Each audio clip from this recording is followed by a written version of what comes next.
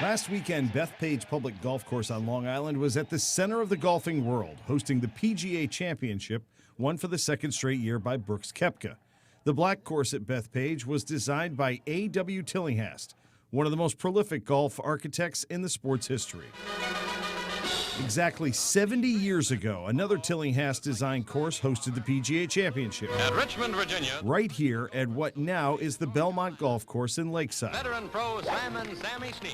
Virginia Sam Snead won the tournament back then, the only major golf championship ever to be contested in the state. The winner by 3-2 is Slammin' Sammy Snead. Jeff Staten was the golf professional at Belmont for 22 years and would regularly have people come back who had a direct connection to that tournament. There were quite a few that would come around and mention, that they had been there or their mom and dad had been there. The golf course, has been changed over the years, but for the most part, it is still, pretty much the layout it was, back then with a few minor changes.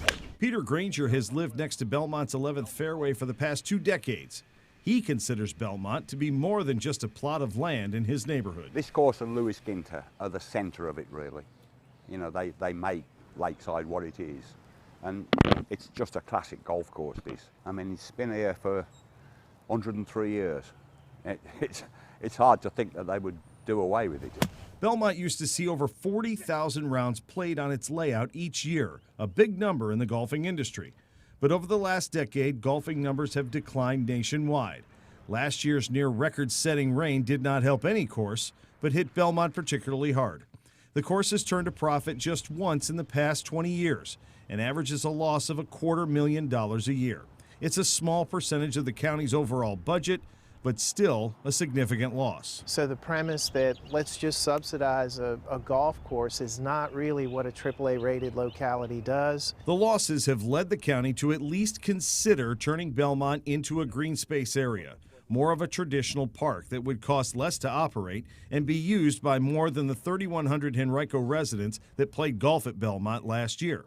That led to the formation of the Save Belmont Foundation, a group of Lakeside residents who have turned out in strong numbers at 3 public hearings. I was surprised by the number of non-golfers that turned out to support the retention of the golf course, as I think the county were. At the first meeting was chaotic. You see democracy in action, and you see folks coming forward and saying, listen to us. And that's the intent. Henrico officials are seeking proposals from management companies to run the day-to-day operations and possibly begin selling alcohol at the course, something the county cannot do. And they would like to tie Belmont in with their other tourism efforts. One thing universally agreed upon is the best way to keep Belmont open is to have golfers come back and play as much as possible. Belmont has meant so many things to so many people, and I think it's going to continue to stay that way. I never like to see a golf course go away. Keep it a golf course. It deserves to be a golf course. And, let the public enjoy playing there and what that golf course has meant. We see them compete, but there's always more to their story.